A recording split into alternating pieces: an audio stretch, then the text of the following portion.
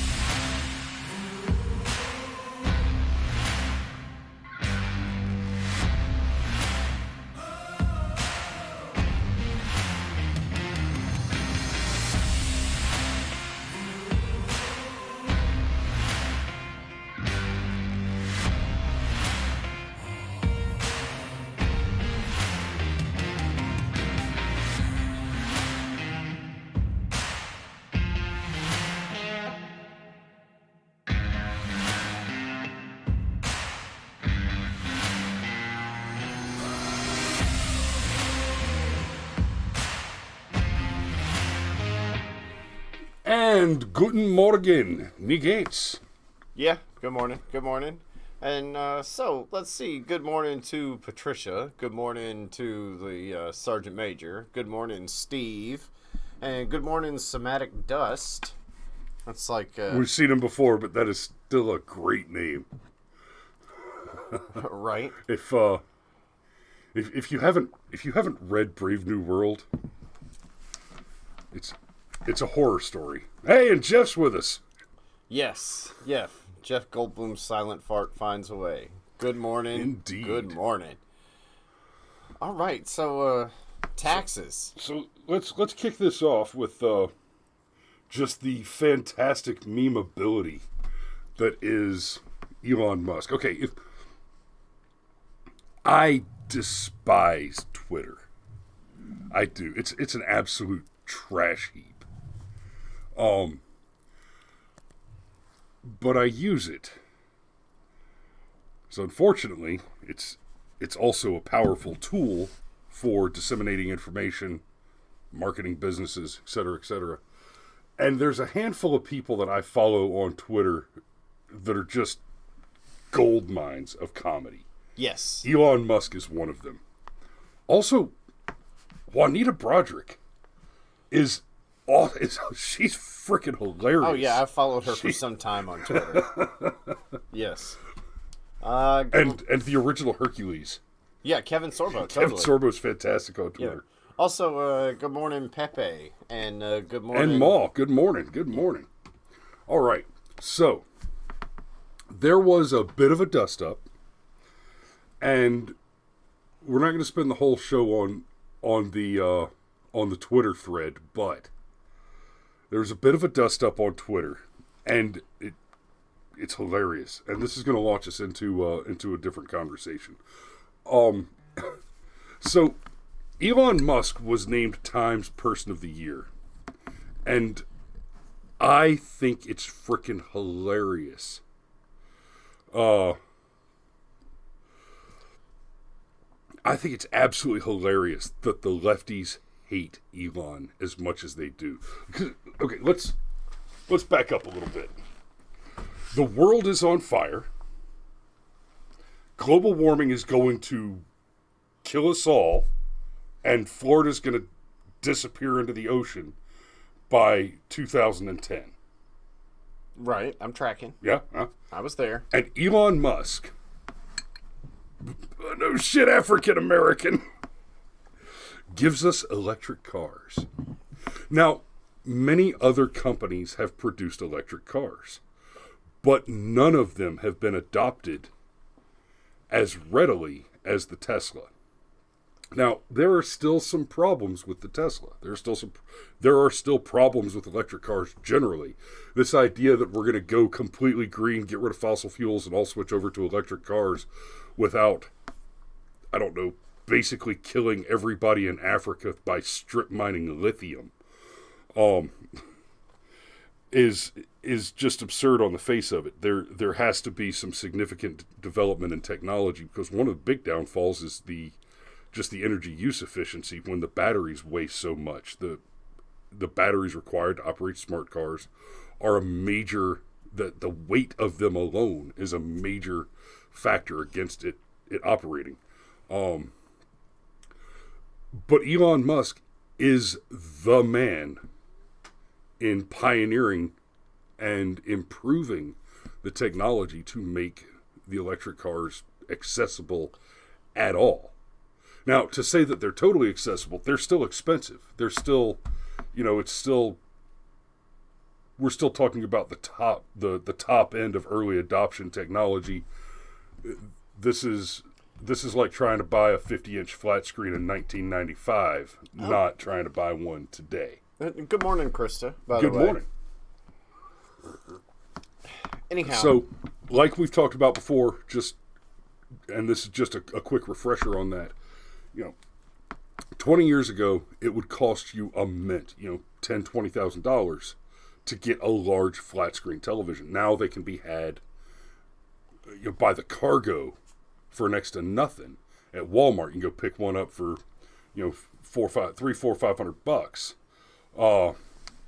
And that is because the first iteration, the early adopter, got bought by the people with the money in enough volume to create a market where the demand could require a supply.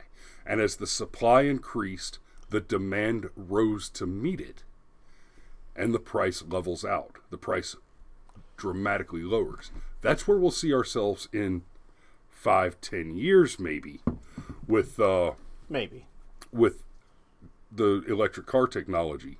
Is early adopters will have funded the development of a cheaper alternative, and Elon Musk is the pioneer for that. Now, there is a lot of reasonable criticism to be leveled on Elon for the amount of government subsidy that has been involved in developing his businesses.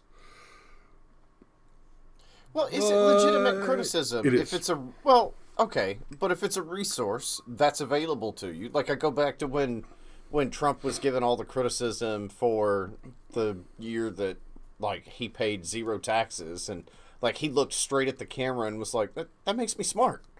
Yeah. Like, I used the tax code that was there to my benefit. That makes me a good businessman, not a bad one. And by the way, all you people out there complaining about it, voted for the people that wrote this tax code, and they wrote this tax code for this reason, so that rich people like me, rich people like them, could steal your money. And then he came into office, and part of his promise on coming into office was to try and do something about that, and he did. Yep. And the result was gas under $2. The result was rising wages. The result was lowest in history unemployment rates. The result was demonstrably good. Oh, haven't you heard that Joe Biden has now lapped Donald Trump on jobs created in a single year? Because apparently, when all the jobs that the guy before you created, when everybody's allowed to go back to them, that's job creation. Apparently, that's. I shit you not. But for listen, real, Joe. Putting back the candy bars you stole is not the same thing as producing candy bars and selling them to the merchant. Yeah. It's not the same. But this is a thing that I have. If I'm going to troll somebody on a social media site, one of my particular favorites is when they complain about the taxes and how it is unfair that rich people have all these loopholes. And I like to point out to them, hey, it's your whole progressive tax scheme that results in what you view as unfair. And I don't even entirely agree. The fact that we have a concept such as corporate subsidies, like, yeah, okay, that is shady AF. Absolutely. Agreed. So maybe we should have a flatter tax code. And just real quick, we got some conversation going on in the chat here about batteries. I think I want to do a show about battery technology in the future, so we're not going to spend any time on that this morning. But demography, I think you're right when you say they've plateaued and they aren't getting any lighter. There are some alternative battery technologies that are coming out recently with crystal structures that are fascinating, and that may be worth a whole show if I can run down enough of those articles to get back into. But back to the tax thing real quick, and then we'll get to the Twitter dust up. You've told me a story before about this chick you talked to in a bar. Okay, good. Okay, all right. I figured that'd be enough to refresh your memory. Okay, so it wasn't actually at a bar, but this is a woman. Okay, Whatever coffee shop. No, she was a bartender. Okay. Anyhow, she has 3 kids, right? She's living in a T90 apartment, and has 2 jobs, is having to rely on neighbors for child care so she can work her 2 jobs. And I had a conversation with her that was like, hey, you know, what if there was a way where you could just keep your whole paycheck? And I'm referring to the fair tax. And she was all excited about it until it occurred to her that everybody would get to keep their entire paycheck. And she was horrified by the fact that rich people would no longer pay their fair share. And she was all bought in on the fair tax up to that point. And once she realized that those evil rich people would, at least on paper, get to keep more of their money, well, then she was no longer for it. Never mind, I'll keep working 2 jobs. Right. And I'm just like, wow, you really have been broken by the system, haven't you? So the part that you have a problem with is the part where it's fair. And the crazy, right? and that really is it. She had a problem with the idea that, oh wait, this doesn't benefit me while actively causing harm to somebody that I personally dislike for arbitrary reasons. Well, I mean, she's one of the many people that has spent her entire life being brazen. Jeff mentions the flat tax. We're going to talk about that too, because that's the flat tax is not a tolerable alternative to the fair She's tax. one of the, but this particular lady was one of the many people that spent her entire life being, you know, kind of braised in that stew that says capitalism is evil and rich people are evil, and the only reason they get rich is because they've stolen something from somebody else, and that, you know, wealth is finite, and in order for one person to have more of it, another person has to have less of it. Like, the folks really don't understand that actual wealth, real wealth, is created and generated. You add value. Like, you want to get wealthy, you work a lot, and yeah, you have a little bit of luck, but find something you can truly add value to. Right. Absolutely. And we've got 2 comments here. Steve says consumption tax, this is the way. We'll talk about that in a minute. Agreed. And Sergeant Major says Herman Cain 999. I like Herman Cain. I did. I still do. You know, God's rest him. But the 999, it was only a good idea because it's less taxation than the government gets right now. And never forget this. Every single dollar that the government spends cost $5 to spend it. All right, that's a ballpark and conservative estimate, but basically every time the government spends $1, it has to pay a host of people to account for that dollar, to deal with the logistics of what that dollar does. Everything the government spends, it costs more to spend the money than if the money were being spent in the operation of private businesses. The correct answer is to abolish all taxes, and the damn government needs to grow up and get a job. He's been sitting on the couch eating my fucking groceries for way too long, and it's time to get out and go make something of yourself, young government. I suggest real estate, by the way. So, Twitter dust up. Elizabeth Warren. Okay, Elon Musk has been named Times Person of the Year, and they're losing their minds. So Elizabeth Warren says, let's change the rigged tax code so the Person of the Year will actually pay taxes and stop freeloading off everyone else. Hey, you know what? I agree.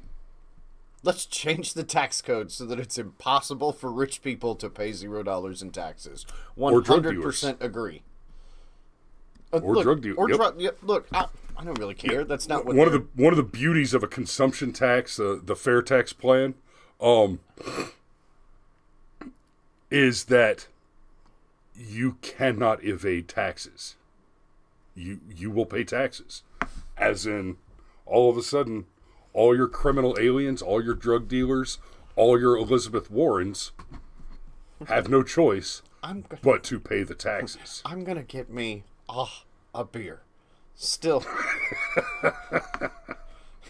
I mean, seriously, Hillary Clinton was like, I have the cringiest thing ever in politics and pandering, and Elizabeth Warren said, hold my beer. And no, here, really, I'm gonna hold my beer. And here, guys, I'm gonna drop the link to this thread in the chat so y'all can go read this article from the Boston Globe if you want to. But the article from the Globe is not what we're talking about. So Elon tears back. He says, and if you open your eyes for 2 seconds, you would realize I will pay more taxes than any American in history this year. Don't spend it all at once. Oh, wait, you already did.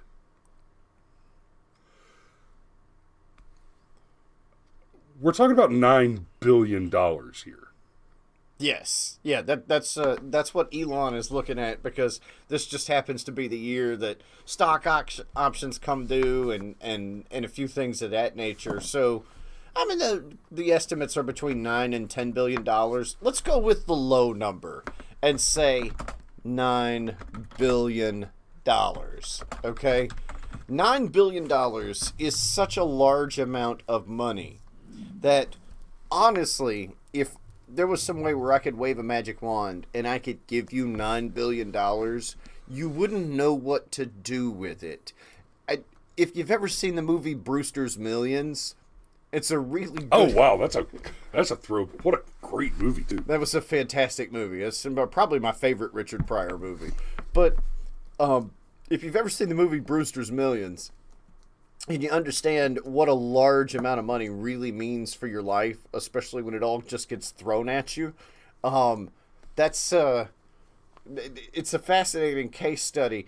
I mean, and look at all the people that, like, they win the lottery and it ruins their life. Oh yeah, well, and first time rap artists, young sports players, the world is littered with stories of young men who suddenly made it. And, well, hell, Shaq's got some great stories about early on when he almost ruined himself because he got a nice big check and he went and bought himself a super expensive car and came home, and his dad kind of jokingly said, well, where's mine? He said, well, shit, hop in. And they drove back to the lot and bought another one cash and came home with it. And his mom said, well, where's mine? And so he went and bought his mom one, and then his financial advisor called him, said, listen, son, we need to have a conversation. Yes. And like, you look at Shaq, Shaq was not ruined by that, but he tells that story occasionally about how if it wasn't for somebody, kind of sticking their nose in his business and saying, okay, listen, young man, it's time to get an education on this, that he would have been. But like, Shaq made next to nothing playing basketball compared to the absolute king's ransoms he's dragged in on merchandising, and he owns a bunch of restaurants and Papa John's? Yeah. Like, what? Like, go figure. And Five Guys. He owns a bunch of the Five Guys restaurants. I didn't know that he owned any Five Guys. I think it's Five Guys is the other one that he owns a bunch of. It's one of them, but yeah. I know he has a controlling share in Papa John's, but outside of that, But hey, can we just go back to, because my favorite tweet from Elon we didn't even get to. Can we just? Oh yeah. I love this one in particular. You remind me of when I was a kid and my friend's angry mom would just randomly yell at everyone for no reason. Well, and even this one, right? Stop projecting. But look, we're going to use this as the springboard, okay? Because here's the deal, and this is why I personally am a fan of the fair tax. It takes some education, and I see some comments in the hold on, but I see some comments that talk about how, like, Demography Now said that you're the one who said consumption tax is the way. How about for healthcare?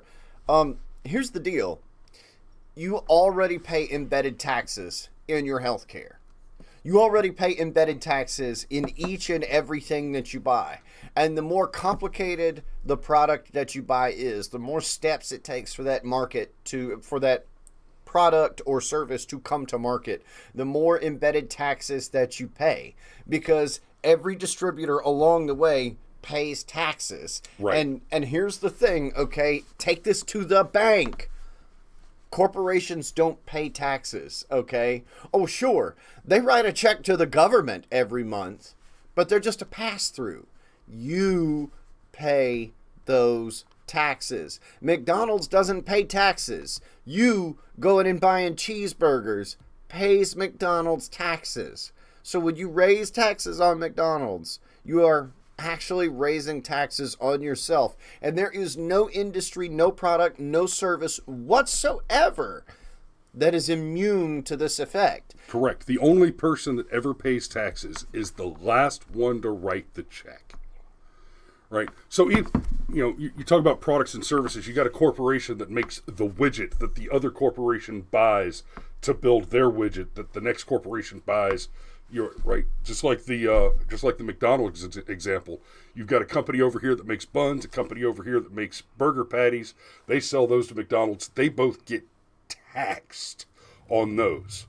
Well, they charge McDonald's a price that covers the cost of that tax, and then Mickey D sells you the burger and charges you a price to cover that tax. It's right there on your receipt, sales tax, right? And then you eat the burger. And you don't sell it to anybody and charge anybody for that tax. Unless you found somebody who's going to just hook up a bucket to your backside and purchase fertilizer at wholesale, you are paying all the taxes all the way up that chain. Nobody gets taxed but the end consumer. Period. And the same is true with all production costs. The only person that pays for anything is the end product consumer. Sergeant Major says you could avoid taxes by paying cash and bartering to an extent, but the fact of the matter is, Dad, even when you do that, the thing that you're paying cash and bartering for was taxed up the chain through all the distribution and production processes that it took to get to you, and so the person that you're paying cash to or bartering with is still paying a cost that includes the calculation of taxes on the valuation of the product that you're purchasing. So you always pay the tax as the end user. Jeff Goldblum asks, what's the difference between a flat tax and a fair tax? I kind of thought they were one and the same. Okay, so I'm glad you asked. So in a nutshell, a flat tax is still an income tax. It's the system we have now. It's just everybody pays the same percentage. Like it is what it is. I love you, Sergeant Major. Like, and a lot of the math for flat tax for some time now says if everybody paid 17% period in the sentence, that's what we would all pay, and it would actually increase revenues to the government. All right, that's how that works. A fair tax, a consumption tax, only happens when a good or service is purchased, and it typically only applies to brand new goods or services. If I sell you my used car, there's no consumption tax associated with that, because the tax on the car would have been paid at the point of sale when you bought it from the dealership. Right. Paying tax on a used car is kind of like paying, I don't know, something unreasonable like capital gains tax. You know, a tax on the growth of money that you've already paid taxes on the earning of involuntarily at gunpoint in stark violation of the Constitution.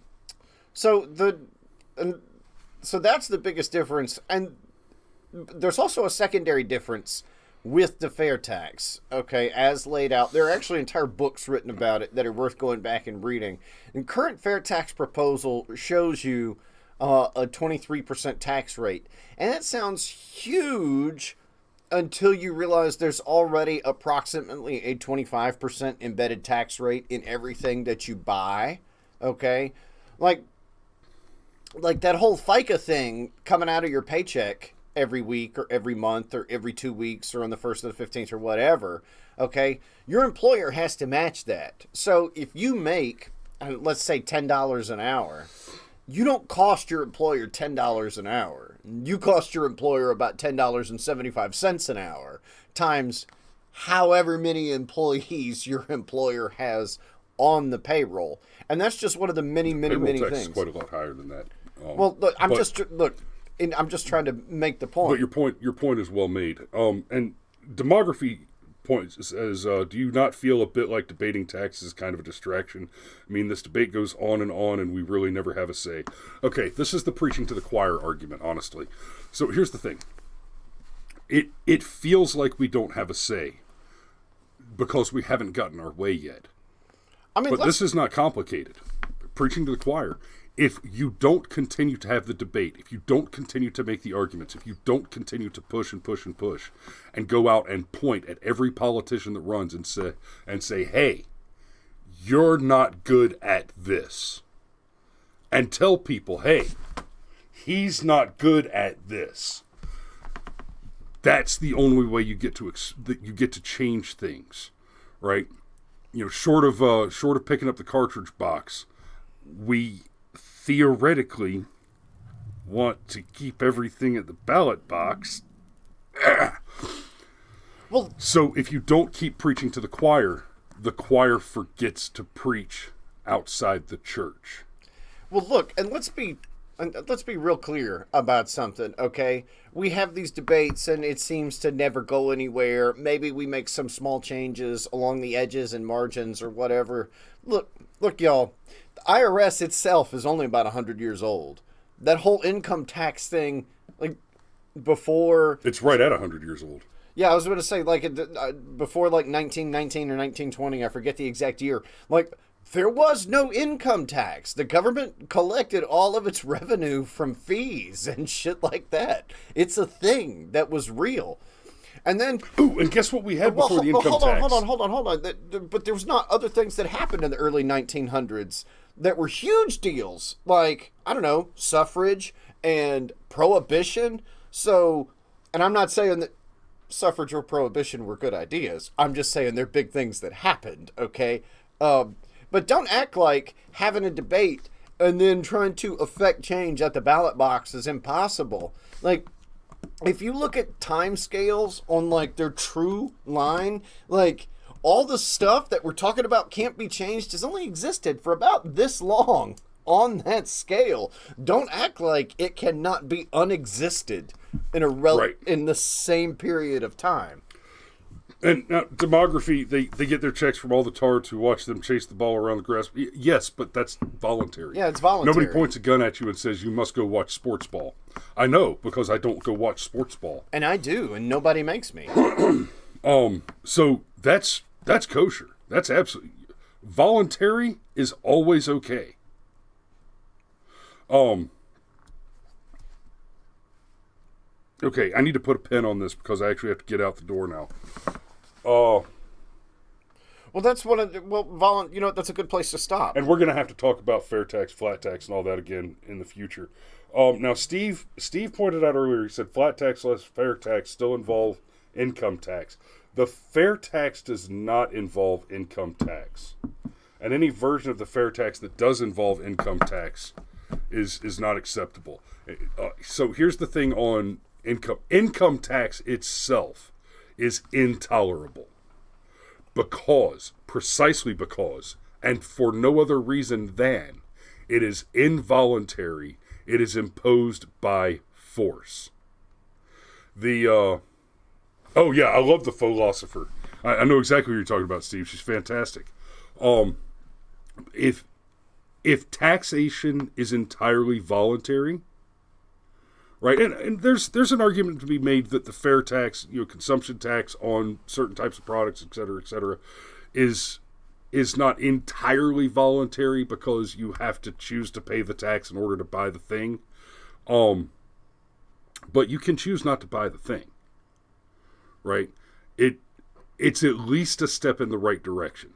Now, ultimately, the correct answer is for the government to get a job, for the government to produce goods or services, charge for goods and services, and generate all of its necessary revenue there. And anything that the government cannot afford to fund, right? If the job that the government gets and the income that it generates as a result is not enough to pay for, say, its Netflix subscription, well, you're just going to have to not watch streaming television until you get your shit together and get a raise.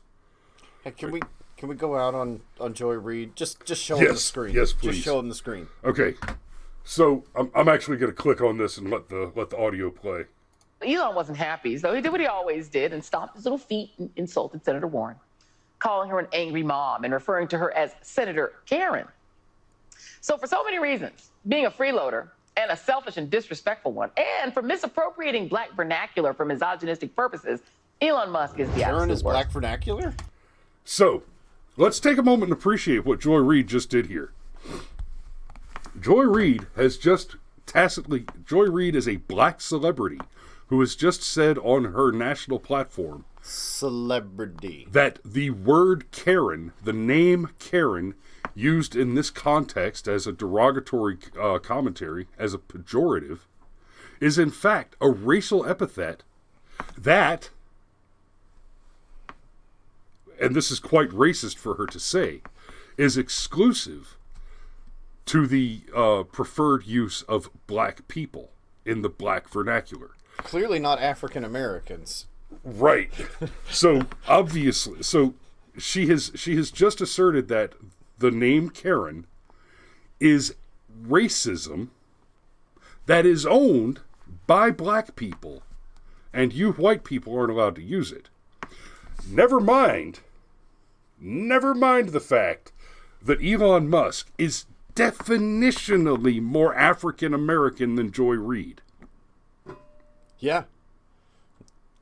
Yeah, and And by the way, he's got Asperger's. So let's not forget that this black celebrity is attacking a disabled person. Yeah. A differently abled person.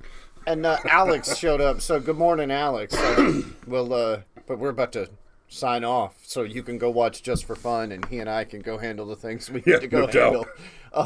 And then we throw up a top comment for Jeff Goldblum because making everything is racism. Like, I understand the sarcasm in which he's. Can you hit the button? The top comment button? Jeff Goldblum earned it.